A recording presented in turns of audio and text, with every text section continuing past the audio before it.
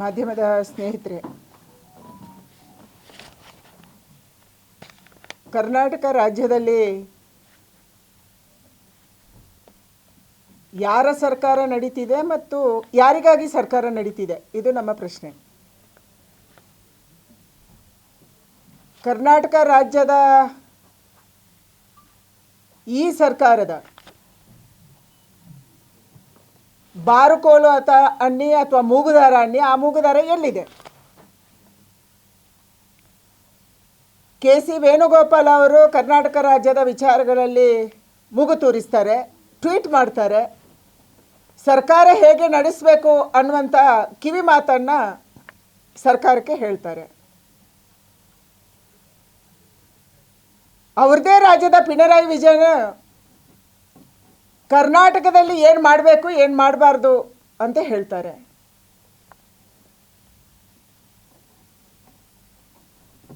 ಕರ್ನಾಟಕ ರಾಜ್ಯ ಸರ್ಕಾರ ಹೇಗೆ ನಡೆಸಬೇಕು ಅನ್ನುವಂಥ ನಿರ್ದೇಶ ಕೊಡುವವರು ಯಾರು?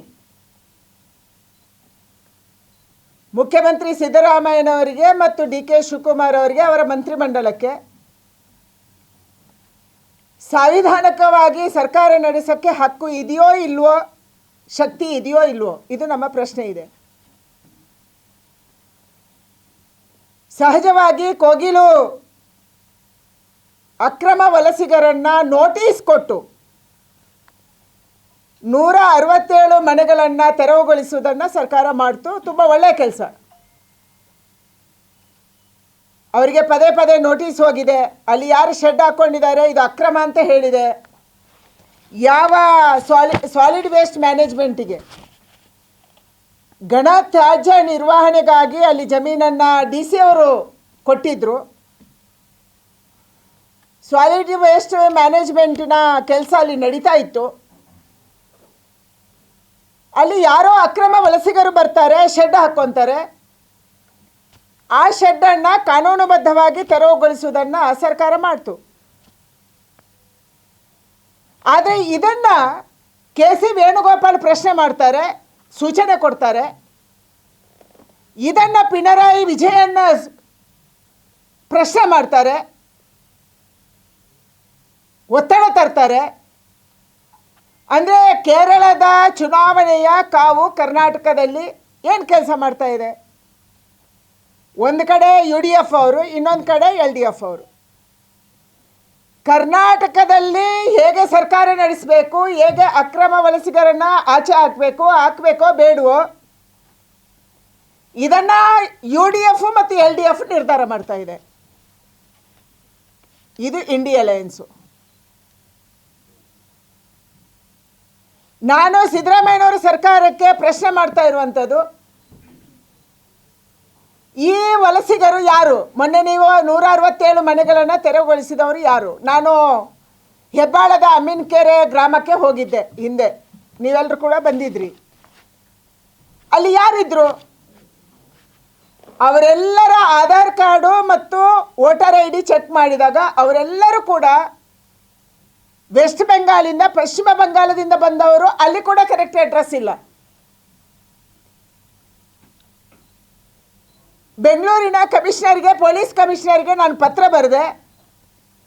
ಈ ಅಮ್ಮಿನಕೆರೆಯಲ್ಲಿ, ಹೆಬ್ಬಾಳದ ಅಮ್ಮಿನಕೆರೆಯಲ್ಲಿ ವಾಸ ಮಾಡುವವರು ಯಾರು?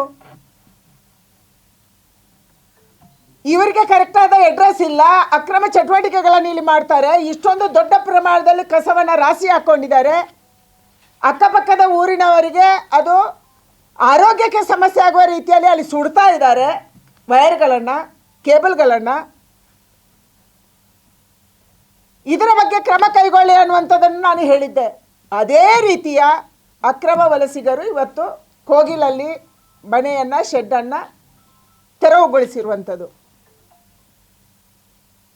ಬೆಂಗಳೂರಿನ ವಾಸಿಂ ಬಡಾವಣೆ, ಬೆಂಗಳೂರಿನ ಫಕೀರ್ ಬಡಾವಣೆ, ಇಲ್ಲಿ ಯಾರಿದ್ದಾರೆ?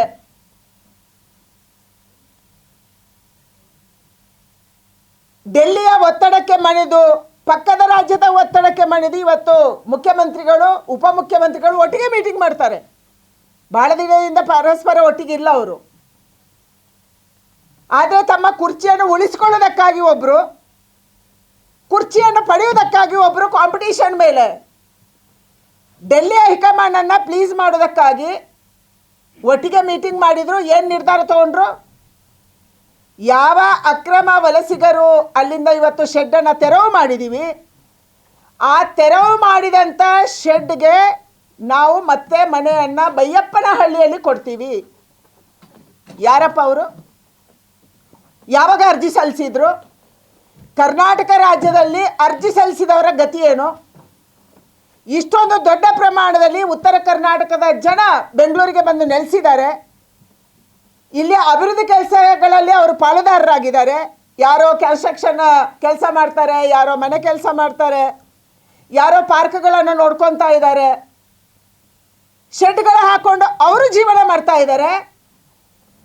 ಬೆಂಗಳೂರಿನಲ್ಲಿ ಸ್ವಂತ ವಾಸಿಗರು 10 ವರ್ಷಗಳಿಂದ BDAಗೆ, BBMPಗೆ, ಸ್ಲಮ್ ಬೋರ್ಡಿಗೆ, ರಾಜೀವ್ ಗಾಂಧಿ ವಸತಿ ನಿಗಮಕ್ಕೆ ಅರ್ಜಿಗಳನ್ನು ಸಲ್ಲಿಸ್ತಾ ಇದ್ದಾನೆ. ಆದರೆ ಮನೆ ಅಲೋಕೇಶನ್ ಯಾರಿಗೂ ಆಗಿಲ್ಲ. ಆದರೆ ಯಾರು ಅಕ್ರಮ ವಲಸಿಗರಿದ್ದಾರೆ ಪಕ್ಕದ ರಾಜ್ಯದವರು ಕಮೆಂಟ್ ಮಾಡಿದ್ರು, ಕೇಸುಗೂ ವೇಣುಗೋಪಾಲ್ ಹೇಳಿದ್ರು, ಇದಕ್ಕೆ ತಕ್ಷಣ ಅವರಿಗೆ ಮನೆ ಅಲಾಟ್ ಆಗುತ್ತೆ. ಅಂದರೆ ಕರ್ನಾಟಕ ರಾಜ್ಯದಲ್ಲಿ ಸರ್ಕಾರಿ ಭೂಮಿಯಲ್ಲಿ ಅಕ್ರಮವಾಗಿ ವಲಸೆ ನಿಂತುಕೊಂಡ್ರೆ ಅವರಿಗೆ ಮನೆ ಸಿಗುತ್ತೆ. ಈ ಸಂದೇಶ ಇವತ್ತು ಹೋಗಿದೆ. ನೀವೇನು ಮಾಡಕ್ಕೆ ಹೊರಟಿದ್ದೀರಿ? ಕರ್ನಾಟಕ ರಾಜ್ಯದಲ್ಲಿ ನೀವು ಏನು ಮಾಡಕ್ಕೆ ಹೊರಟಿದ್ದೀರಿ? ಯಾರಿಗೆ ಮನೆ ಸಿಗಬೇಕು? ಇವರು ಯಾವಾಗ ಅರ್ಜಿ ಸಲ್ಲಿಸಿದ್ರು? ಮುಖ್ಯಮಂತ್ರಿಗಳು ಹೇಳ್ತಾರೆ ಅವರಿಗೆ 1 ಲಕ್ಷ ಪರಿಹಾರ ಕೊಡ್ತೀವಿ, 5 ಲಕ್ಷ BBMP ಕೊಡುತ್ತೆ.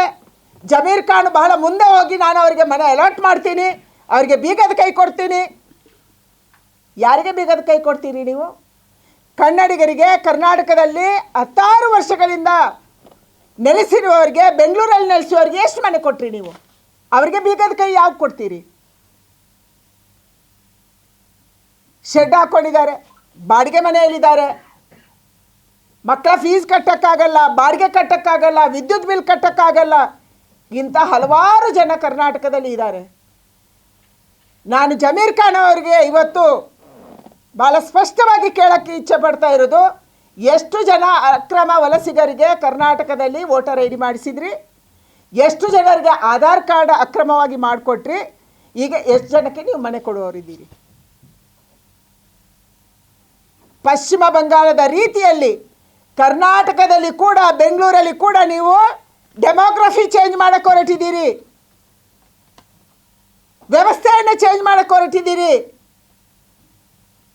ನನಗೆ ಇನ್ನೂ ನೆನಪಿದೆ, ಕಂಟೋನ್ಮೆಂಟ್ ರೈಲ್ವೆ ಸ್ಟೇಷನಲ್ಲಿ ಏಟು ತಿಂದಿರೋದು. 10 ವರ್ಷದ ಹಿಂದೆ ಅವರ ಟ್ರೈನಲ್ಲಿ 400 ಜನ ಮಕ್ಕಳು, ಅಂದರೆ ಟೀನೇಜರ್ಸು, 12 ವರ್ಷ, 13 ವರ್ಷ, 14 ವರ್ಷ, 15 ವರ್ಷದ ಮಕ್ಕಳಿದ್ದಾರೆ ಅಂತ ಯಾರೋ ಫೋನ್ ಮಾಡಿದರು. ಇವರೆಲ್ಲ ಬಾಂಗ್ಲಾದೇಶಿಗಳು ಅನ್ನುವಂಥದ್ದನ್ನು ಫೋನ್ ಮಾಡಿ ಹೇಳಿದರು. ನಾವೊಂದು 10 ಜನ ಭಾಳ ಹುರುಪಿಂದ ಕಂಟೋನ್ಮೆಂಟ್ ರೈಲ್ವೆ ಸ್ಟೇಷನ್ಗೆ ನಾವು ಹೋದ್ವಿ. ಅಷ್ಟು ಜನ ಟ್ರೈನಿಂದ ಹೇಳಿದ್ರಪ್ಪ. ಸಾಲಾಗಿ ಬಸ್ಗಳು ನಿಂತಿದ್ವು. ನಮಗೂ ಗೊತ್ತಿಲ್ಲ ಅದರ ತೀವ್ರತೆ ಎಷ್ಟಿರ್ಬೋದು ಅಂಥೇಳಿ. ನಾವು ಪ್ರಶ್ನೆ ಮಾಡೋಕ್ಕೆ ಶುರು ಮಾಡಿದ್ವಿ, ನೀವು ಒಂದೇ ಏಜ್ ಅವರು, ಇಷ್ಟು ಜನ ಮಕ್ಕಳು ಎಲ್ಲಿಂದ ಬಂದ್ರಿ? ಅಷ್ಟೊತ್ತಿಗೆ ಒಂದು ದೊಡ್ಡ ಗುಂಪು ಬಂತು, ನಮ್ಮೆಲ್ಲರಿಗೆ ಹೊಡೀತು. ವರ್ಚುವಲಿ ನಮ್ಮ ಜೊತೆ ಇದ್ದಂಥ ಕಾರ್ಯಕರ್ತರಿಗೆ ತಗೊಂಡೋಗಿ ಜೈನ್ ಹಾಸ್ಪಿಟ್ಲಲ್ಲಿ ನಾವು ಅಡ್ಮಿಟ್ ಮಾಡಿದ್ವಿ. ಅವತ್ತಿನಿಂದ ಇವತ್ತಿನ ತನಕ, ಅಥವಾ ಅದಕ್ಕೆ ಮೊದಲಿಂದಲೇ, ಜಮೀರ್ ಖಾನ್ ಅವರ ನ್ಯಾಷನಲ್ ಟ್ರಾವೆಲ್ಸಿನ ಬಸ್ಸಲ್ಲಿ ಯಾವ ರೈಲ್ವೆ ಸ್ಟೇಷನಿಂದ ಎಷ್ಟು ಮಕ್ಕಳನ್ನು, ಎಷ್ಟು ಜನರನ್ನು ಬೆಂಗಳೂರಲ್ಲಿ ಸೆಟ್ಲ್ ಮಾಡಿದ್ದೀರಿ? ಇದು ನಮ್ಮ ಪ್ರಶ್ನೆ ಇದೆ. ಇದರ ಬಗ್ಗೆ ಬಹಳ ದೊಡ್ಡ ತನಿಖೆ ಆಗುವಂಥ ಅಗತ್ಯ ಇದೆ. ನಾನು ಬೆಂಗಳೂರಿನ ಕಮಿಷನರ್ಗೆ ವಿನಂತಿ ಮಾಡ್ತೀನಿ. ಸರ್ಕಾರಗಳು ಬರ್ತವೆ, ಸರ್ಕಾರಗಳು ಹೋಗ್ತವೆ. ಇವತ್ತು ಬಹಳ ದೊಡ್ಡ ಪಕ್ಷ ರಾಜಕಾರಣದ, ವೋಟ್ ಬ್ಯಾಂಕ್ ರಾಜಕಾರಣದ, ತುಷ್ಟೀಕರಣದ ರಾಜಕಾರಣ ನಡೀತಾ ಇದೆ ಕರ್ನಾಟಕದಲ್ಲಿ. ಕುರ್ಚಿ ಉಳಿಸ್ಕೊಳ್ಳೋದು, ಕುರ್ಚಿ ಹೊಸದಾಗಿ ಹಿಡಿಯೋದು, ಇದರ ಮಧ್ಯೆ ಸಂಘರ್ಷ ನಡೀತಿದೆ. ಇದರ ಪರಿಣಾಮವಾಗಿ ಯಾರು ಹೆಚ್ಚು ಓಲೈಕೆ ಮಾಡಬೇಕು, ಯಾರು ಹೆಚ್ಚು ಖುಷಿಪಡಿಸಬೇಕು, ಇದು ನಡೀತಾ ಇದೆ. ಅದಕ್ಕಾಗಿ ನಾನಿವತ್ತು ಪೊಲೀಸ್ ಕಮಿಷನರ್ ಅವರಿಗೆ ವಿನಂತಿ ಮಾಡೋದು, ಒಂದು ಪತ್ರ ನಾನು ಆಲ್ರೆಡಿ ನಿಮಗೆ ಬರೆದಿದ್ದೀನಿ ಅಮ್ಮಿನಕೆರೆ ಬಗ್ಗೆ. ಇವತ್ತು ಕೋಗಿಲಲ್ಲಿ, ವಾಸಿಂ ಬಡಾವಣೆಯಲ್ಲಿ, ಫಕೀರ್ ಬಡಾವಣೆಯಲ್ಲಿ, ಇಂಥ ಬೆಂಗಳೂರಿನ ಹಲವಾರು ಜಾಗಗಳಲ್ಲಿ ಮತ್ತು ಸರ್ಕಾರಕ್ಕೆ ಸಂಬಂಧಪಟ್ಟ ಭೂಮಿಯಲ್ಲಿ ಎಷ್ಟು ಜನ ಅಕ್ರಮ ವಲಸಿಗರು ನೆಲೆಸಿದ್ದಾರೆ, ಇದರ ಪಟ್ಟಿ ಯಾವಾಗ ತಯಾರು ಮಾಡ್ತೀರಿ ನೀವು? ಕೇವಲ ಒಂದು ಸ್ಯಾಂಪಲ್ ಆಗಿ ನಾನು ಅಮ್ಮಿನಕೆರೆ ಬಗ್ಗೆ ಮಾತಾಡಿದೆ. ಯಾವಾಗ ತಯಾರು ಮಾಡ್ತೀರಿ? ಅಧಿಕಾರಿಗಳು ನೀವು ಪರ್ಮನೆಂಟು, ಸರ್ಕಾರಗಳು ಪರ್ಮನೆಂಟ್ ಅಲ್ಲ. ಅವರಿವತ್ತು ಓಲೈಕೆ ರಾಜಕಾರಣ, ತುಷ್ಟೀಕರಣದ ರಾಜಕಾರಣಕ್ಕಾಗಿ ಇದೆಲ್ಲವನ್ನು ಮಾಡ್ಬೋದು. ಆದರೆ ಕರ್ನಾಟಕ, ಬೆಂಗಳೂರು ಇಂಥ ಅಕ್ರಮ ವಲಸಿಗರಿಗೆ, ರೋಹಿಂಗ್ಯಗಳಿಗೆ ನೀವು ಸರ್ಕಾರಿ ಮನೆ ಕೊಟ್ಟುಬಿಟ್ರೆ ಏನಾಗ್ಬೋದು ಬರುವಂಥ ದಿನಗಳಲ್ಲಿ? ನಮ್ಮ ಪ್ರಧಾನಿ, ನಮ್ಮ ಗೃಹ ಸಚಿವರು ಹೇಳ್ತಾರೆ ಅಕ್ರಮ ವಲಸಿಗರನ್ನು ಚುಣ್ಚುಣ್ಕೆ ಬಗಾದಂಗೆ. ಯಾವಾಗ ಕರ್ನಾಟಕದಂಥ ಸರ್ಕಾರ ನಮಗೆ ಸಹಕಾರ ಕೊಟ್ಟಿಲ್ಲ, ಪೊಲೀಸರು ಸಹಕಾರ ಕೊಟ್ಟಿಲ್ಲ ಅಂದರೆ ಇವರನ್ನು ಪತ್ತೆ ಮಾಡೋದು ಹೇಗೆ? ನೀವೇ ಅವರಿಗೆ ಸರ್ಟಿಫಿಕೇಟ್ ಕೊಡ್ತಾ ಇದ್ದೀರಿ, ಮನೆ ಕೊಡ್ತಾ ಇದ್ದೀರಿ, ಅವರನ್ನು ಪರ್ಮನೆಂಟ್ ಮಾಡ್ತಾ ಇದ್ದೀರಿ. ಇಲ್ಲಿ ಇವರ ವೋಟರ್ ಐ ಡಿಯನ್ನು, ಇವರ ಆಧಾರ್ ಕಾರ್ಡನ್ನು ತಕ್ಷಣ ವಶಪಡಿಸ್ಕೋಬೇಕು. ಆಯಾ ಜಿಲ್ಲೆಗಳಲ್ಲಿ ಯಾವುದೋ ಒಂದು ಜಿಲ್ಲೆಯ ಹೆಸರು ಹೇಳ್ತಾರೆ, ಎಲ್ಲರೂ ಒಂದೇ ಜಿಲ್ಲೆಯವರು. ನಾನು ಅಮ್ಮಿನಕೆರೆಗೆ ಹೋದಾಗ ನಮಗೆ ಗೊತ್ತಾಗಿರೋದು ಕೇವಲ ಒಂದೇ ಜಿಲ್ಲೆಯವರು ಅವರೆಲ್ಲರೂ. ಅಂದರೆ ಆ ಜಿಲ್ಲೆಯಲ್ಲಿ ಏನು ನಡೀತಿದೆ ನಮ್ಗೆ ಗೊತ್ತಿಲ್ಲ. ಪಶ್ಚಿಮ ಬಂಗಾಳದ ಒಂದು ಜಿಲ್ಲೆಯ ಹೆಸರು ಅವರು ಹೇಳ್ತಾರೆ. ಅದರಲ್ಲಿ ಕಾರ್ಡಲ್ಲಿ ಕೂಡ ಎಲ್ಲರದ್ದು ಒಂದೇ ಜಿಲ್ಲೆಯವರೇ ಹೆಸರಿದೆ, ಒಂದೇ ಜಿಲ್ಲೆ ನಮೂದಾಗಿದೆ. ಆ ಜಿಲ್ಲೆಯಲ್ಲಿ ಏನು ನಡೀತಿದೆ ಅಲ್ಲಿಗೆ ನೀವು ಹೋಗ್ಬೋದಲ್ಲ. ನಮ್ಮ ಕರ್ನಾಟಕದ ಪೊಲೀಸರು ಸಂಬಂಧಪಟ್ಟ ಆಧಾರ್ ಕಾರ್ಡನ್ನು ವಶಪಡಿಸಿಕೊಂಡು ಆ ಸಂಬಂಧಪಟ್ಟಂಥ ಜಿಲ್ಲೆಗೆ ಹೋಗಬೇಕು. ಅಲ್ಲಿಯ ಪೊಲೀಸರು ಹಿಡ್ಕೊಂಡು ಅವರ ರಿಲೇಟಿವ್ಸ್ ಯಾರು, ಅವರು ನಿಜವಾಗ್ಲೂ ಪಶ್ಚಿಮ ಬಂಗಾಳದವರ, ಅಥವಾ ಅವರು ಪಶ್ಚಿಮ ಬಂಗಾಳದ ಹೆಸರಲ್ಲಿ ಅಲ್ಲೇಗೆ ಡೆಮೋಗ್ರಫಿ ಚೇಂಜ್ ಮಾಡಿದಾರಲ್ಲ, ಅಲ್ಲಿ ಹಲವಾರು ಜಿಲ್ಲೆಗಳಲ್ಲಿ ಇವತ್ತು ಡೆಮೋಗ್ರಫಿ ಚೇಂಜ್ ಆಗಿದೆ. ಅದೇ ಥರ ಕರ್ನಾಟಕದಲ್ಲಿ ಕೂಡ ಮಾಡೋದಕ್ಕೆ ಏನಾದರೂ ಷಡ್ಯಂತ್ರ ನಡೀತಿದೆಯಾ? ಇದನ್ನು ಯಾರು ಪತ್ತೆ ಮಾಡಬೇಕು? ಕರ್ನಾಟಕದ ಪೊಲೀಸರು ಮಾಡಬೇಕು. ದಯಮಾಡಿ ದೇಶದ ಹಿತದೃಷ್ಟಿಯಿಂದ, ದೇಶದ ರಕ್ಷಣೆ ದೃಷ್ಟಿಯಿಂದ ಇವತ್ತು ಕರ್ನಾಟಕದ ಪೊಲೀಸರು ಇದನ್ನು ಮಾಡುವಂಥ ಅಗತ್ಯ ಇದೆ. ನಿಮ್ಮ ಕೈಯನ್ನು ಕಟ್ಟಿ ಹಾಕುವಂಥ ಕೆಲಸ ಕಾಂಗ್ರೆಸ್ ಮಾಡಿರ್ಬೋದು, ಆದರೆ ದಯಮಾಡಿ ನಾನು ವಿನಂತಿ ಮಾಡ್ತೀನಿ, ಇದನ್ನು ಹೀಗೇ ಬಿಡಬೇಡಿ. ಹೇಗೆ ಪಶ್ಚಿಮ ಬಂಗಾಳದಲ್ಲಿ ಡೆಮೋಗ್ರಫಿ ಚೇಂಜ್ ಆಗಿ ಇವತ್ತು ಇಷ್ಟೊಂದು ರಾದ್ಧಾಂತಗಳು, ಕೊಲೆಗಳು, ಸುಲಿಗೆಗಳು, ಹೆಣ್ಮಕ್ಳ ಮೇಲೆ ಅತ್ಯಾಚಾರ ನಡೀತಿದೆಯೋ, ಕರ್ನಾಟಕವನ್ನು ಆ ರೀತಿ ಮಾಡೋದಕ್ಕೆ ದಯಮಾಡಿ ನೀವು ಬಿಡಬೇಡಿ. ರಾಜಕಾರಣ ಇರುತ್ತೆ, ರಾಜಕಾರಣ ಹೋಗುತ್ತೆ, ಸರ್ಕಾರ ಬರುತ್ತೆ, ಸರ್ಕಾರ ಹೋಗುತ್ತೆ, ಪಕ್ಷ ಬರುತ್ತೆ, ಪಕ್ಷ ಹೋಗುತ್ತೆ. ಆದರೆ ಈ ದೇಶ ಉಳಿಬೇಕು, ದೇಶದ ರಕ್ಷಣೆ ಆಗಬೇಕು. ನಮ್ಮ ಕರ್ನಾಟಕ ಶಾಂತಿಪ್ರಿಯ ರಾಜ್ಯ. ಹಿಂದೆ ಚಿಕ್ಕಮಂಗ್ಳೂರಲ್ಲಿ ಇದ್ದಾಗ ಒಂದು ಸರಿ ನಾವು ಎಸ್.ಪಿಗೆ ಹೇಳಿದ್ವಿ, ಯಾರ್ಯಾರು ಕಾಫಿ ತೋಟದಲ್ಲಿ ಎಸ್ಟೇಟಲ್ಲಿ ಕೆಲಸ ಮಾಡ್ತಿದ್ದಾರೆ ಅವರ ಆಧಾರ್ ಕಾರ್ಡ್ ಚೆಕ್ ಮಾಡಿ ಅಂತ. 50% ಜನ ಬೆಳಗಾಗೋದ್ರೊಳಗೆ ನಾಪತ್ತೆ ಆಗಿದ್ರು. ಅಲ್ಲಿ ಅಕ್ರಮ ಗೋವನ್ನು ಕಡಿಯುವಂಥ ಕೆಲಸ ಮಾಡಿದರು. ಅವರನ್ನು ಪತ್ತೆ ಮಾಡಿದ ತಕ್ಷಣ ನಮಗೆ ಗೊತ್ತಾಗಿರೋದು ಅವರು ನಮ್ಮ ದೇಶದವರಲ್ಲ, ಬಾಂಗ್ಲಾದೇಶಿಗಳು ಅಂತ. ಇವತ್ತಿಗೂ ಅಲ್ಲಿಯ ಪೊಲೀಸರಿಗೆ ಅದು ಗೊತ್ತಿರ್ಬೋದು, ಅವತ್ತಿನ ಸಂದರ್ಭದಲ್ಲಿ ನಡೆದ ಘಟನೆ. ಅದಕ್ಕಾಗಿ ನಾನು ಆಗ್ರಹ ಮಾಡ್ತೀನಿ, ಕೋಗಿಲು ಸಣ್ಣ ವಿಷಯ ಅಲ್ಲ. ಕೋಗಿಲಲ್ಲಿ ಬೈಯಪ್ಪನ ಹಳ್ಳಿಯಲ್ಲಿ ಮನೆ ಕೊಡೋದು ಯಾರಪ್ಪಂದು? ಯಾರ್ದು? ಕನ್ನಡಿಗರ ಟ್ಯಾಕ್ಸ್, ನಮ್ಮ ಟ್ಯಾಕ್ಸಿಂದು. ಕರ್ನಾಟಕದಲ್ಲಿ ಎಲ್ಲ ರಾಜ್ಯದ ಜನ ಇದ್ದಾರೆ, ನಾವು ಸ್ವಾಗತ ಮಾಡಿದ್ದೀವಿ. ಬಿಸ್ನೆಸ್ ಮಾಡ್ತಿದ್ದಾರೆ, IT-BTಯಲ್ಲಿದ್ದಾರೆ, ಎಲ್ಲರೂ ಇದ್ದಾರೆ, ನಾವೇನು ವಿರೋಧ ಮಾಡಿಲ್ಲ. ಆದರೆ ಇವತ್ತು ನೀವು ಕೋಗಿಲಲ್ಲಿ ಅಕ್ರಮ ವಲಸಿಗರು ಯಾರಿದ್ರು ಅವರನ್ನು ಬಿಡಿಸಿದವರಿಗೆ ಮನೆ ಕೊಡ್ತೀವಿ. ಏನು ನಡೆಸಕ್ಕೆ ಹೊರಟಿದ್ದೀರಿ ನೀವು? ಯಾವ ಕಾನೂನಿನ ಆಧಾರದಲ್ಲಿ ನೀವು ಮನೆ ಕೊಡ್ತೀರಿ? ಯಾವಾಗ ಅವರು ಅಪ್ಲೈ ಮಾಡಿದರು? ಯಾವ ವೇಟಿಂಗ್ ಲಿಸ್ಟಲ್ಲಿದ್ದಾರೆ? ವೇಟಿಂಗ್ ಲಿಸ್ಟಲ್ಲಿ ಇರುವವರಿಗೆ ಎಷ್ಟು ಜನಕ್ಕೆ ಮನೆ ಕೊಟ್ರಿ? ಅದು ರಾಜೀವ್ ಗಾಂಧಿ ಹೌಸಿಂಗ್ ಬೋರ್ಡ್ ಇರ್ಬೋದು, ಸ್ಲಮ್ ಬೋರ್ಡಲ್ಲಿರ್ಬೋದು, BDAದಲ್ಲಿ ಇರ್ಬೋದು, ಅಥವಾ ರೆವಿನ್ಯೂಲ್ಲಿ ಇರ್ಬೋದು. ಎಷ್ಟು ಜನಕ್ಕೆ ನೀವು ಮನೆ ಕೊಟ್ರಿ? ಉತ್ತರ ಕರ್ನಾಟಕದಿಂದ ಬಂದಂಥ ಕಾರ್ಮಿಕರು ಇರ್ಬೋದು, ಅಥವಾ ಬೇರೆ ಜನ ಇರ್ಬೋದು, ಬೆಂಗಳೂರಿನ ನಿವಾಸಿಗರು ಇರ್ಬೋದು, ಮನೆಗೆ ಅರ್ಜಿ ಸಲ್ಲಿಸಿದವರು ಅವರೆಲ್ಲ ಹೋಗಬೇಕು. ನಿಮ್ಮ ವೋಟ್ ಬ್ಯಾಂಕ್ ರಾಜಕಾರಣಕ್ಕೆ, ನಿಮ್ಮ ತುಷ್ಟೀಕರಣದ ರಾಜಕಾರಣಕ್ಕೆ ನಮ್ಮನ್ನು ಬಲಿ ಕೊಡಬೇಡಿ, ಕರ್ನಾಟಕವನ್ನು ಬಲಿ ಕೊಡಬೇಡಿ, ಕರ್ನಾಟಕದ ಶಾಂತಿಯನ್ನು ಬಲಿ ಕೊಡಬೇಡಿ, ಕರ್ನಾಟಕದ ರಕ್ಷಣೆಯನ್ನು ಬಲಿ ಕೊಡಬೇಡಿ. ಇದು ನನ್ನ ಆಗ್ರಹ ಇದೆ. ಅದಕ್ಕಾಗಿ ತಕ್ಷಣ ಯಾರವರು ಅನ್ನುವಂಥದ್ದು ತನಿಖೆ ಆಗಬೇಕು. ಇಲ್ಲಿ ಕೂತ್ಕೊಂಡು ಕಾರ್ಡ್ ನೋಡಿದರೆ ಅದು ವೆಸ್ಟ್ ಬೆಂಗಾಲ್ ಅಂತ ತೋರಿಸುತ್ತೆ, ನಮ್ಗೆ ಗೊತ್ತಿದೆ. ನಾನು ಅಮ್ಮಿನಕೆರೆಯಲ್ಲಿ ನೋಡಿದ್ದೀನಿ. ಆದರೆ ಅಲ್ಲಿ ಹೋಗಿ ನೀವು ಇದನ್ನು ಪತ್ತೆ ಮಾಡೋಕ್ಕಾಗುತ್ತಾ? ನಮ್ಮ ಪೊಲೀಸರಿಗೆ ಆ ತಾಕತ್ತಿದೆ. ನೀವು ಅವರ ಕೈಗೆ ಶಕ್ತಿ ಕೊಡಿ, ಅವರಿಗೆ ಸೂಚನೆ ಕೊಡಿ. ಯಾವುದೇ ರಾಜ್ಯಕ್ಕೆ ಹೋಗಿ ಕೂಡ ಅವ್ರು ಯಾರು ಅನ್ನುವಂಥದ್ದನ್ನು ಪತ್ತೆ ಮಾಡುವಂಥ ಶಕ್ತಿ ನಮ್ಮ ಪೊಲೀಸರಿಗಿದೆ. ಆದರೆ ಅವರ ಕೈಯನ್ನು ಕಟ್ಟಿ ಹಾಕುವಂಥ ಕೆಲಸವನ್ನು ಕಾಂಗ್ರೆಸ್ ಸರ್ಕಾರ ಮಾಡ್ತಾ ಇದೆ. ಇದಕ್ಕೆ ನಾವು ಒಪ್ಪೋದಿಲ್ಲ. ಮತ್ತು ತಕ್ಷಣ ಯಾವ ನಿರ್ಧಾರವನ್ನು ಸರ್ಕಾರ ಮಾಡ್ತಾ ಇದೆ, ನಾವು ಮನೆ ಕೊಡ್ತೀವಿ ಬೈಯಪ್ಪನಹಳ್ಳಿಯಲ್ಲಿ, ಬೈಯಪ್ಪನಹಳ್ಳಿ ಇಲ್ಲಿಯವರಿಗೆ ಮನೆ ಕೊಡಿ, 16 ವರ್ಷಗಳಿಂದ ನೆಲೆಸುವವರಿಗೆ ಕೊಡಿ. ನಾವು ಅದರಲ್ಲಿ ಕೇಳಲ್ಲ ಅವ್ರು ಯಾವ ರಾಜ್ಯದಿಂದ ಬಂದಿದ್ರು, ಯಾವ ಜಿಲ್ಲೆಯಿಂದ ಬಂದಿದ್ರು, ನಾವು ಕೇಳಲ್ಲ. ಯಾಕೆಂದರೆ ಕರ್ನಾಟಕದಲ್ಲಿ ನೆಲೆಸಿದ್ದಾರೆ, ಕರ್ನಾಟಕದ ಅಭಿವೃದ್ಧಿಗೆ ಅವರ ಪಾಲುದಾರಿಕೆ ಇದೆ, ಬೆಂಗಳೂರಿನ ಅಭಿವೃದ್ಧಿಗೆ ಪಾಲುದಾರಿಕೆ ಇದೆ. ಅದಕ್ಕಾಗಿ ನಾನು ಆಗ್ರಹ ಮಾಡ್ತಾ ಇರುವಂಥದ್ದು.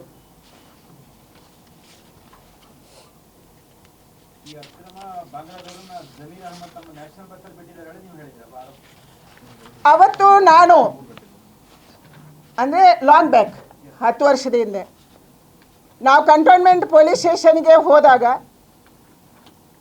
ಆ ಟ್ರೈನಿಂದ ಇಳಿದ್ರು ಟೀನೇಜರ್ಸು. ನಾವು ಆ ಟೀನೇಜರ್ಸಿಗೆ ಎಲ್ಲಿಂದ ಅಂತ ಪ್ರಶ್ನೆ ಮಾಡೋಕ್ಕೆ ಶುರು ಮಾಡಿದ್ವಿ. ಒಂದು ಗುಂಪು ಬಂತು, ನಮಗೆ ಹೊಡೀತು. ಅದರಲ್ಲಿ ಹಲವಾರು ಜನ ಆಸ್ಪತ್ರೆಗೂ ಅಡ್ಮಿಟ್ ಆಗಿದ್ದಾರೆ. ಅಲ್ಲಿ ನಿಂತಿರುವಂಥ ಬಸ್ಸುಗಳು ಜಮೀರ್ ಖಾನ್ ಅವರದು, ಜಮೀರ್ ಖಾನೇ ತಂದಿರೋದು ಅಂತ ಅವ್ರು ಹೇಳಿದರು. ಅಲ್ಲಿ ಯಾವ ಪೊಲೀಸರು ಏನು ಮಾಡಿಲ್ಲ. ರೈಲ್ವೆ ಸ್ಟೇಷನಲ್ಲಿದ್ದಂಥ 2 ಪೊಲೀಸರು ನಮಗೇನೋ ರಕ್ಷಣೆ ಕೊಡೋಕ್ಕೆ ಅವರು ಆಗಲಿಲ್ಲ, ಯಾಕಂದರೆ ಅಂಥ ದೊಡ್ಡ ಗುಂಪಿತ್ತು. ಅವತ್ತೇ ನಾವು ಕಂಪ್ಲೇಂಟ್ ಮಾಡಿದ್ವಿ. ಆದರೆ ಅವತ್ತೇನಾಗಿರಲಿಲ್ಲ. 2013ರ ಸಿದ್ದರಾಮಯ್ಯ ನೇತೃತ್ವದ ಭಾಳ ಸರ್ಕಾರ ಅದು. ನನಗೆ ಅನಿಸಿರುವಂಥದ್ದು ಇವತ್ತು ತನಿಖೆ ಆಗಬೇಕು. ಅದು ಎಣ್ಣೆ ತನಿಖೆ ಆಗಬೇಕು ಅಥವಾ ಯಾವ ತನಿಖೆ ಆಗಬೇಕು ಗೊತ್ತಿಲ್ಲ. ಬೆಂಗಳೂರಿಗೆ ಅಕ್ರಮ ವಲಸಿಗರನ್ನು ತರೋದಕ್ಕೆ ಜಮೀರ್ ಖಾನ್ ಅವರ ಪಾತ್ರ ಏನು? ಜಮೀರ್ ಖಾನ್ ಅವರು ಇವತ್ತು ಈ 167 ಮನೆಗಳಿಗೆ ತಕ್ಷಣ ಮನೆ ಕೊಡ್ತೀವಿ, ಸಾಲ ಕೊಡಿಸ್ತೀವಿ, BBMPಯಿಂದ ದುಡ್ಡು ಕೊಡ್ತೀವಿ ಅನ್ನೋದಕ್ಕೆ ಹೇಳೋದಕ್ಕೆ ಕಾರಣ ಏನು? ಯಾರನ್ನು ನೀವು ರಕ್ಷಣೆ ಮಾಡೋಕ್ಕೆ ಹೊರಟ್ರಿ? ಯಾರಿಗೆ ಕರ್ನಾಟಕದಲ್ಲಿ ಸೆಟ್ಲ್ ಮಾಡೋಕ್ಕೆ ನೀವು ಹೊರಟಿದ್ದೀರಿ? ಇದು ನಮ್ಮ ಪ್ರಶ್ನೆ ಇದೆ. ಈ ಪ್ರಶ್ನೆಗೆ ತನಿಖೆಯಿಂದ ಮಾತ್ರ ಉತ್ತರ ಬರೋಕ್ಕೆ ಸಾಧ್ಯ. ನಮ್ಗೆ ಗೊತ್ತಿಲ್ಲ ಅವ್ರು ಎಲ್ಲಿ, ಅವ್ರು ಯಾಕೆ ಬಂದರು, ಯಾರು ಕಳಿಸಿದ್ರು, ಯಾಕೆ ಬಸ್ಗಳು ನಿಂತಿದ್ದು, ಯಾರು ಬಂದಿದ್ದಾರೆ, ಎಷ್ಟು ಜನ ಬಂದಿದ್ದಾರೆ, ಯಾರನ್ನು ಸೆಟ್ಲ್ ಮಾಡೋಕ್ಕೆ ಇಲ್ಲಿ ಹೊರಟಿದ್ದೀರಿ, ಯಾವ ಡೆಮೋಗ್ರಫಿ ಚೇಂಜ್ ಮಾಡೋಕ್ಕೆ, ವೋಟ್ ಬ್ಯಾಂಕ್ ಚೇಂಜ್ ಮಾಡೋಕ್ಕೆ ನೀವು ಹೊರಟಿದ್ದೀರಿ, ಎಲ್ಲಿ ಹೊರಟಿದ್ದೀರಿ ನಮ್ಗೆ ಗೊತ್ತಿಲ್ಲ. ಆದರೆ ಇದಕ್ಕೆ ಬಹಳ ಉನ್ನತ ಮಟ್ಟದ ತನಿಖೆ ಆಗಬೇಕಾಗಿದೆ ಅನ್ನುವಂಥದ್ದು ಮಾತ್ರ ನಂಗೆ ಗೊತ್ತಿದೆ. ಅವರು ಬಹಳ ಸ್ಪಷ್ಟ ಇದೆ, ನಮ್ಮ ಸೆಟಲೈಟ್ ಪಿಕ್ಚರನ್ನು ತೆಗಿಬೇಕು. ಯಾವ ಜಾಗದಲ್ಲಿ ಇವತ್ತು ಸಾಲಿಡ್ ವೇಸ್ಟ್ ಮ್ಯಾನೇಜ್ಮೆಂಟಿಗೆ ಜಮೀನು ನಿರ್ಧಾರ ಆಗಿದೆ, ಅಲ್ಲಿ 25-30 ವರ್ಷದಿಂದ ಇರೋಕ್ಕೆ ಹೆಂಗೆ ಸಾಧ್ಯ? It's not possible at all. ನೀವು ರೆಕಾರ್ಡ್ ಕ್ರಿಯೇಟ್ ಮಾಡ್ಬೋದು. ಯಾರು ಬೇಕಾದ್ರೂ ಇವತ್ತು ಈ ಸರ್ಕಾರದಲ್ಲಿ ದುಡ್ಡು ಕೊಟ್ಟರೆ ರೆಕಾರ್ಡ್ ಕ್ರಿಯೇಟ್ ಮಾಡಿ ಕೊಡ್ಬೋದು. ಆದರೆ ಸೆಟಲೈಟ್ ಪಿಕ್ಚರ್ನ ಪ್ರಕಾರ ನಾವು ತಗೋಬೇಕು. 3 ವರ್ಷದ ಹಿಂದೆ, 5 ವರ್ಷದ ಹಿಂದೆ ಅಲ್ಲಿ ಯಾರಿದ್ರು? ಸಾಲಿಡ್ ವೇಸ್ಟ್ ಮ್ಯಾನೇಜ್ಮೆಂಟ್ನ ಜಾಗದಲ್ಲಿ ಏನು ಚಟುವಟಿಕೆ ನಡೀತಾ ಇತ್ತು? ಖಂಡಿತ ಇರಲಿಲ್ಲ. ಅಲ್ಲಿ ಹೊಸದಾಗಿ ಅಲ್ಲಿ ಶೆಡ್ ನಿರ್ಮಾಣ ಆಗಿದೆ. ಮತ್ತು ಧರ್ಮದ ಬಗ್ಗೆ ನಾವು ಮಾತಾಡಿಲ್ಲ. ಯಾವ ಧರ್ಮೀಯರು ಬೇಕಾದ್ರೂ ಇರ್ಬೋದು.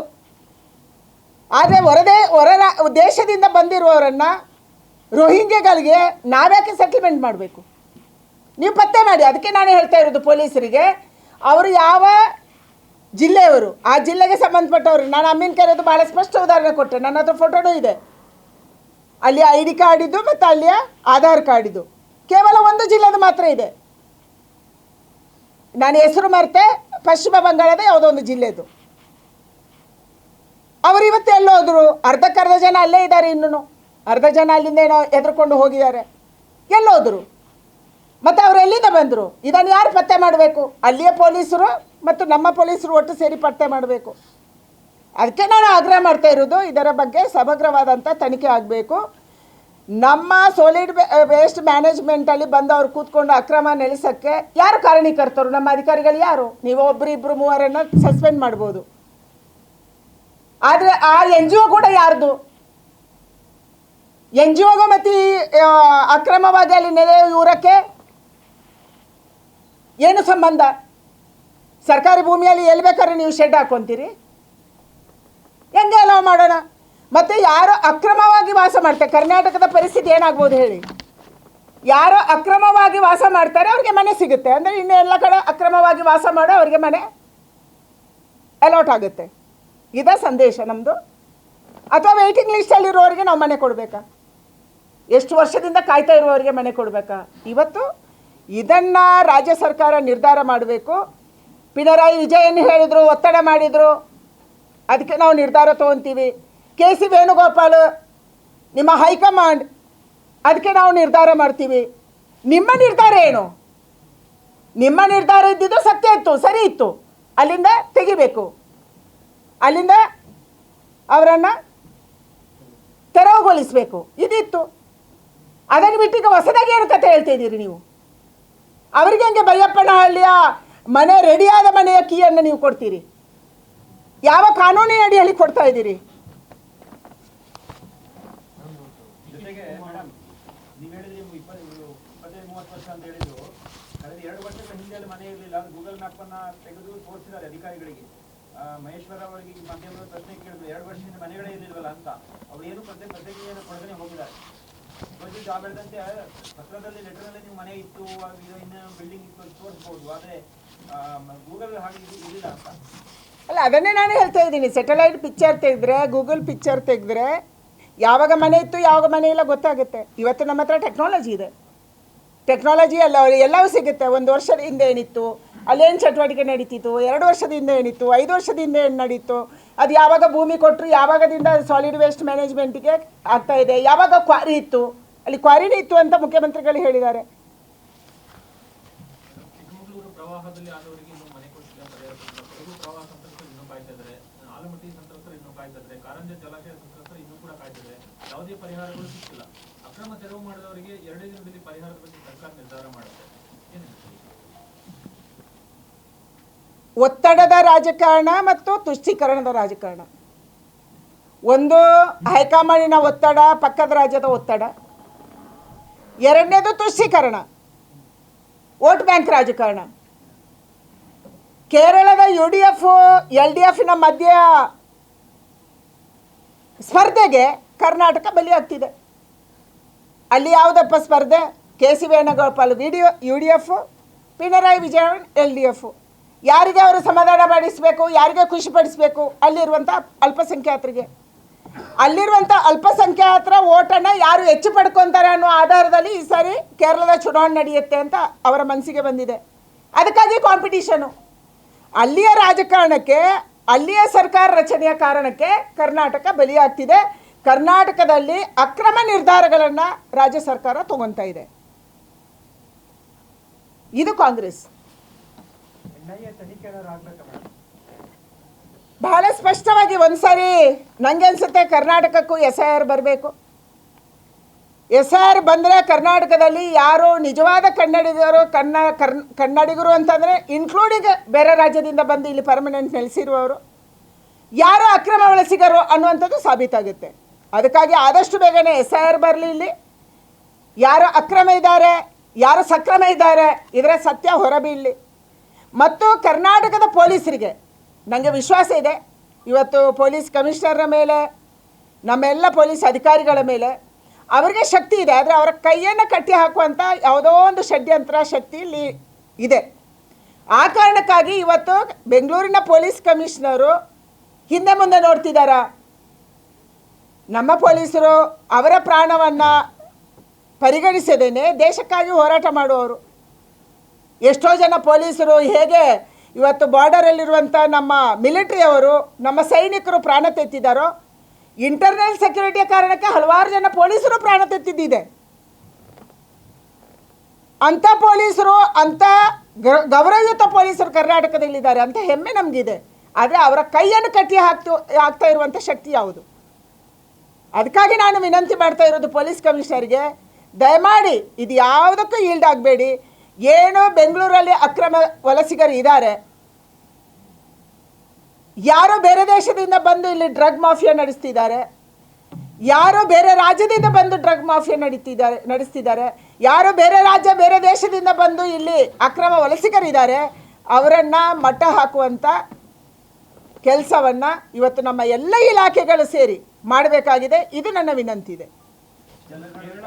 ಪಾಕಿಸ್ತಾನ ಕೂಡ ಪ್ರತಿಕ್ರಿಯಿಸಿದೆ ಹೋಗಿಲು ಅಕ್ರಮ ತೆರವು ವಿಚಾರ. ಗ್ರೇಟ್.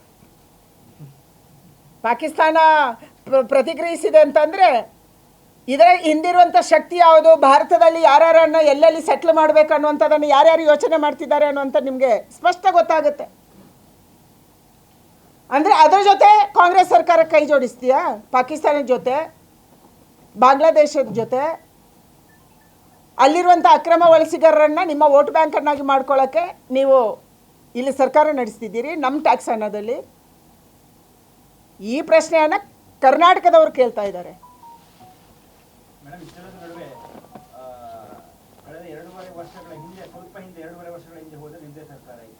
ನಾನು ಕೇವಲ ಕರ್ನಾಟಕ ಸೀಮಿತವಾಗಿ ಮಾತ್ರ ಕೇಳ್ತಾ ಇದೆ.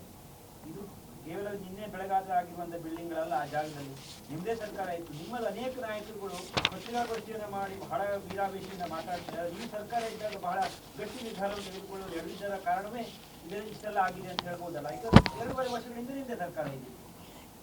ನಾನು ಆವಾಗಲೇ ಹೇಳಿದೆ, ಸರ್ಕಾರಗಳು ಬರ್ತವೆ, ಸರ್ಕಾರಗಳು ಹೋಗ್ತವೆ. ಸರ್ಕಾರ ಯಾರು ತಪ್ಪು ಮಾಡಿದ್ರು ತಪ್ಪೇ.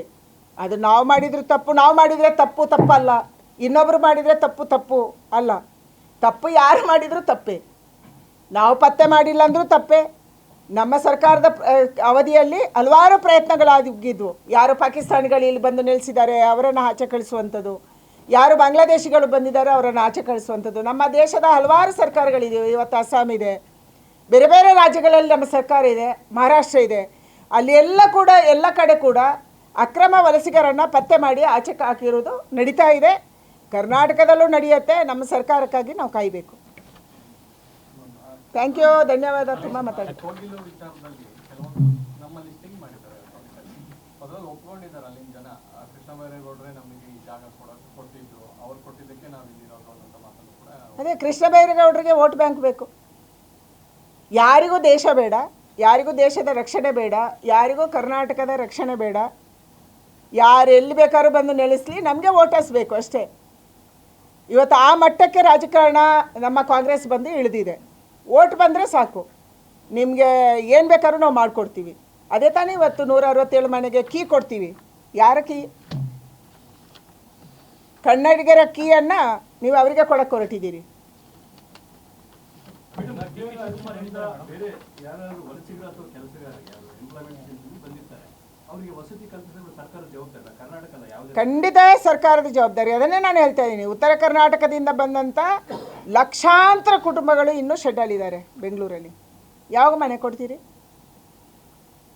ಬೇರೆ ಬೇರೆ ಜಿಲ್ಲೆಗಳಿಂದ ಬಂದಂಥವರು ಬೆಂಗಳೂರವರೇ, ಮನೆ ಇಲ್ಲದೆ ತಾತ ಮುತ್ತಾತನ ಕಾಲದಿಂದ ಬೆಂಗಳೂರು ವಲಸಿಗರೇ, ಅವರಿಗೂ ಮನೆ ಸಿಕ್ಕಿಲ್ಲ ಇನ್ನು. ಅವರಿಗೆ ಯಾವಾಗ ಮನೆ ಕೊಡ್ತೀರಿ? ಅವರಿಗೆ ಯಾವಾಗ ಕೀ ಕೊಡೋದು? ನಿಮಗೆ 167 ಮನೆಯನ್ನು ನಿಮ್ಮದೇ ರೂಲ್ಸು, ನೀವೇ ಹೇಳಿರೋದು, ನೋಟಿಸ್ ಕೊಟ್ಟಿರೋದು. ನೀವೇ ನೋಟಿಸ್ ಕೊಟ್ಟು ಅಲ್ಲಿ ತೆರವು ಮಾಡಿದ್ದು ತಾನೆ. ಅದು ತೆರವು ಮಾಡಿದ್ದಕ್ಕೆ ಪಿಣರಾಯಿ ಮಾತಾಡಿದ್ರು, ವೇಣುಗೋಪಾಲ್ ಮಾತಾಡಿದ್ರು ಅಂತ ನೀವು ಹೊಸ ಮನೆ ಕೀ ಕೊಡೋಕ್ಕೆ ಹೊರಟಿದ್ದೀರಿ. ಇವರಿಗೆ ಯಾವ ಕೀ ಕೊಡ್ತೀರಿ? ಕರ್ನಾಟಕದಲ್ಲಿ ನೆಲೆಸಿರುವಂಥ ದಶಕಗಳಿಂದ ಶತಮಾನಗಳಿಂದ ನೆಲೆಸಿರುವಂಥವ್ರಿಗೆ ಯಾವ ಕೀ ಕೊಡೋದು? ಇದು ನಮ್ಮ ಪ್ರಶ್ನೆ. ಕೇಂದ್ರ ಸರ್ಕಾರ ಬಹಳ ನಿರಂತರವಾಗಿ, ಕಾನೂನು ಸುವ್ಯವಸ್ಥೆ ರಾಜ್ಯದ ಸಬ್ಜೆಕ್ಟು, ಭಾಳ ಸ್ಪಷ್ಟ ನಿಮಗೆ ಗೊತ್ತಿರಲಿ. ರಾಜ್ಯ ಸರ್ಕಾರ ಸಹಕಾರ ಮಾಡದೇನೆ ಕೇಂದ್ರದ ಯಾವುದೇ ಟೀಮು ಕರ್ನಾಟಕಕ್ಕೆ ಬರೋಕ್ಕಾಗಲ್ಲ. ನಿಮಗೆಲ್ಲರಿಗೂ ಗೊತ್ತಿದೆ, ಇನ್ಕ್ಲೂಡಿಂಗ್ CBI ಇರ್ಬೋದು ಅಥವಾ ಯಾವುದೇ ಇರ್ಬೋದು. ರಾಜ್ಯ ಸರ್ಕಾರದ ಪೊಲೀಸರು ಸಹಕಾರ ಕೊಟ್ಟಾಗಷ್ಟೇ ನಾವು ರಾಜ್ಯಕ್ಕೆ ಕಾಲಿಡ್ಬೋದು. ಆ ಕಾರಣಕ್ಕಾಗಿ ನಾನು ಇವತ್ತು ಕೇಂದ್ರ ಸರ್ಕಾರ ಭಾಳ ಸ್ಪಷ್ಟವಾಗಿ, ನೀವು ನಿನ್ನೆ ಅಮಿತ್ ಶಾ ಅವರು ಅಸ್ಸಾಮಲ್ಲಿ ಮಾತಾಡಿದ್ದನ್ನು ಕೂಡ ಕೇಳಿಸ್ಕೊಂಡ್ರೆ, ಅಥವಾ ಅವರು ಮಾಡ್ತಾ ಇರುವಂಥ ಹಲವಾರು ಕಾನೂನು ಮತ್ತು ಬೇರೆ ಬೇರೆ ಪಾಲಿಸಿಗಳನ್ನು ತಗೊಂಡ್ರೆ, ನಮ್ಮ ದೇಶದಲ್ಲಿ ಅಕ್ರಮವಾಗಿ ನೆಲೆಸಿರುವವರನ್ನು ಆಚೆ ಹಾಕೋದು ನಮ್ಮ ಮೊದಲ ಉದ್ದೇಶ ಅನ್ನುವಂಥದ್ದನ್ನು ಕೇಂದ್ರ ಸರ್ಕಾರ ಭಾಳ ಸ್ಪಷ್ಟವಾಗಿ ಹೇಳಿದೆ. ಆಯಾ ರಾಜ್ಯಗಳಿಗೆ ಹಲವಾರು ಬಾರಿ ಪತ್ರ ಬರೆದಿದೆ, DGಗಳಿಗೆ ಪತ್ರ ಬರೆದಿದೆ, DGಗಳ ಸಭೆ ಮಾಡಿದೆ, ಚೀಫ್ ಸೆಕ್ರೆಟರಿಸ್ ಸಭೆ ಮಾಡ್ತಾ ಇದ್ದಾರೆ. ಯಾರ್ಯಾರು ಆಯಾಯ ರಾಜ್ಯದಲ್ಲಿ ಈ ರೀತಿ ಅಕ್ರಮ ವಲಸಿಗರಿದ್ದಾರೆ ಅದರ ಪಟ್ಟಿಯನ್ನು ಕೊಡಬೇಕು ಅಂತ ಹೇಳಿದ್ದಾರೆ. ಬೆಂಗಳೂರಿನ ಪೊಲೀಸ್ ಕಮಿಷನರಿಗೂ ಬಂದಿದೆ. ದಯಮಾಡಿ ನೀವು ಅವರಿಗೆ ಹೋಗಿ ಪ್ರಶ್ನೆ ಕೇಳಬೇಕು. ಅವರಿಗೂ ಬಂದಿದೆ. ಅದಕ್ಕಾಗಿ ನಾನು ಹೇಳ್ತಾ ಇರುವಂಥದ್ದು, ಕೇಂದ್ರ ಸರ್ಕಾರ ಕ್ರಮ ಕೈಗೊಳ್ಳಲಿಕ್ಕೆ ರಾಜ್ಯಗಳ ಸಹಕಾರ ಅಗತ್ಯ ಇದೆ. ರಾಜ್ಯಗಳು ವೋಟ್ ಬ್ಯಾಂಕ್ ರಾಜಕಾರಣವನ್ನು ನಿಲ್ಲಿಸಿ ದೇಶದ ಸರ್ಕಾರ ಜೊತೆ ಕೈ ಜೋಡಿಸಬೇಕು.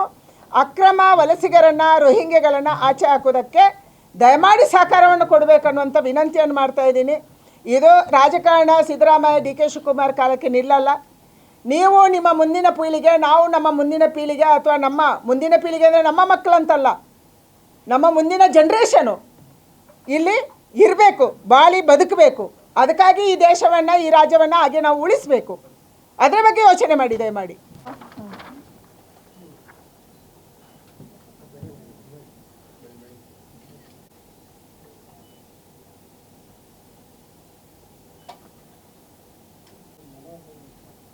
ಕ್ಷಣ ಕ್ಷಣದ ಸುದ್ದಿಗಳಿಗಾಗಿ ಫ್ರೀಡಂ ಟಿವಿ ಸಬ್ಸ್ಕ್ರೈಬ್ ಮಾಡಿ, ಲೈಕ್ ಮಾಡಿ ಹಾಗೂ ಫಾಲೋ ಮಾಡಿ. ಹೊಸ ಸುದ್ದಿಗಳ ನೋಟಿಫಿಕೇಶನ್ಗಾಗಿ ಬೆಲ್ ಐಕಾನ್ ಮೇಲೆ ಕ್ಲಿಕ್ ಮಾಡಿ.